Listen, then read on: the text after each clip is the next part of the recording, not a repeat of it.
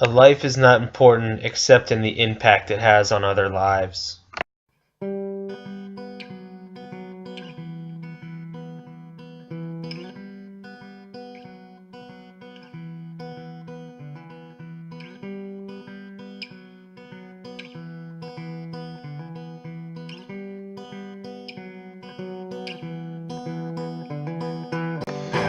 I was born on January 31st, 1919 in a small town in Georgia. I'm the youngest of four older siblings, Edgar, Frank, Mac, and my sister Wyla May. I never really did meet my father, but his name was Jerry. He left when I was born. My mom's name is Molly. Without my father in the picture, farming was out of the question for my family. So my mom moved us to Pasadena, California, where my Uncle Burton lived. My mom worked as a maid, but it didn't quite bring home enough money, and I remembered there were many times that I went without eating, so my mom started working 2 jobs. Eventually, she saved up enough money to buy a new house for us to live in. It was a small, white house in a white community. America was very racially segregated at this time. In fact, we didn't think we were going to be able to buy this house because we were black. My mom had to send her cousin Sam to buy it, who looked white. It ended up working though, so we moved into 121 Pepper Street.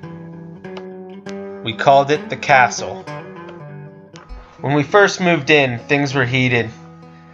I'll never forget seeing the burning cross on our front lawn.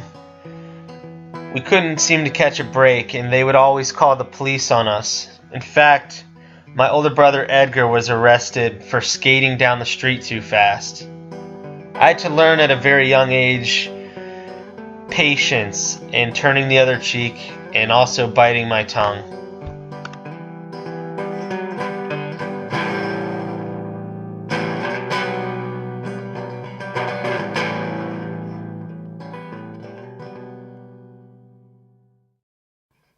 Even as an 8-year-old, I was treated with a lot of disrespect. A simple argument between myself and Cindy from across the street ended with a bunch of rocks getting thrown at me by her father. As time went on, our neighbors were definitely a lot nicer to us. Probably had to deal with my mom being very respectful and kind.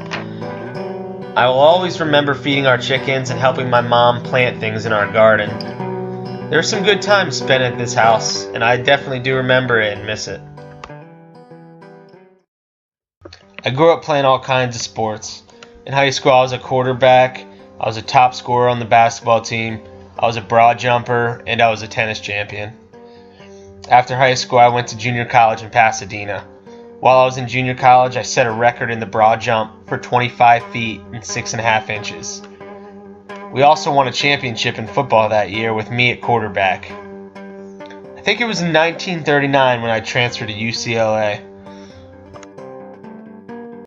While at UCLA, I lettered in 4 different sports: football, basketball, baseball, and track. Some sports writers even said that I was an unstoppable halfback.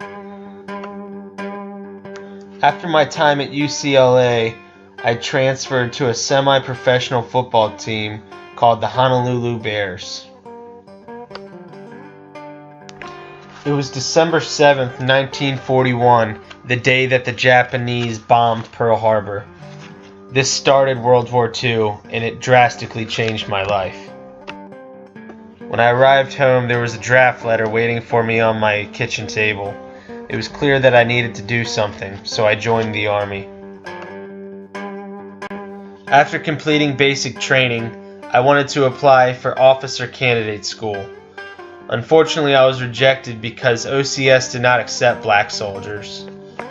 Fortunately for me, 3 months later they changed their minds, and on January 28th, I graduated from OCS training and was a second lieutenant in the Army. I was later sent to the 761st Tank Battalion at Camp Hood, Texas. I was in a southern state where Jim Crow laws still kept blacks and whites separated. Even the Army base that I was on was segregated, and this eventually caused a huge issue. One day as I got on the bus in the military base, I spotted my friend Virginia Jones, so I sat down in the middle. This is when the bus driver and I got into an argument. He wanted me to sit in the back of the bus and I refused. Eventually he kicked me off the bus and then they tried to court-martial me, which is basically a trial for members of military made up by the court of officers. They tried to charge me with 2 counts of insubordination, which is an act of disobedience to authority. Fortunately for me, they didn't have any solid evidence, so I was proven innocent. A few months later, I requested to be placed on inactive duty, and eventually in October I was honorably discharged from the Army.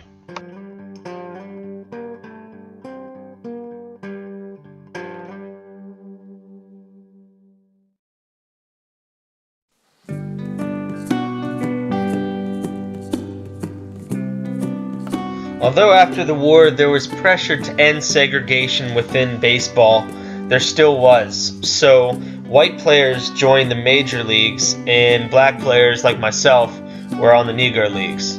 So in 1945, I decided to sign a contract with the Kansas City Monarchs for $400 a month. This is where I'd be playing my baseball for the upcoming days.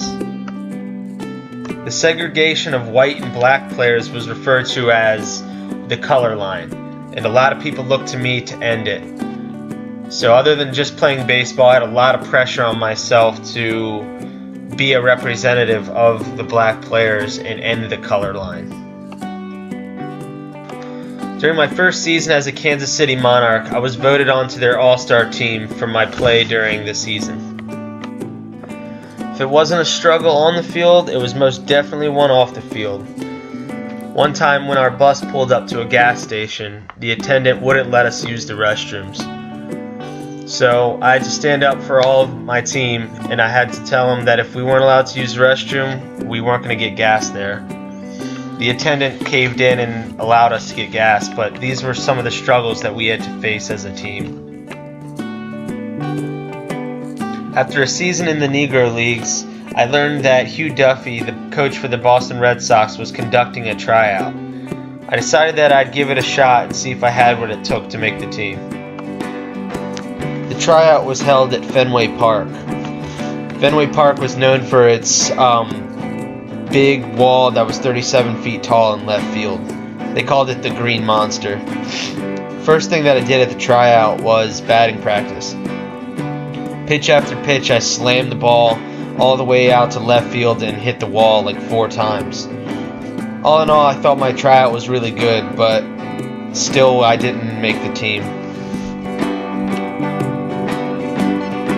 It seemed no matter how well I played, I was never going to make the team. In fact, I think they had already made up their mind before I even stepped out on the field. This was definitely a characteristic of the color line. There was one man who viewed me as a good baseball player, and he went by the name of Branch Rickey. Branch was the president and manager of the Brooklyn Dodgers. This was the team that I would end up playing for in the major leagues. This was a huge moment for America and myself. The color line had now been broken. I was the first African American to play in the major leagues.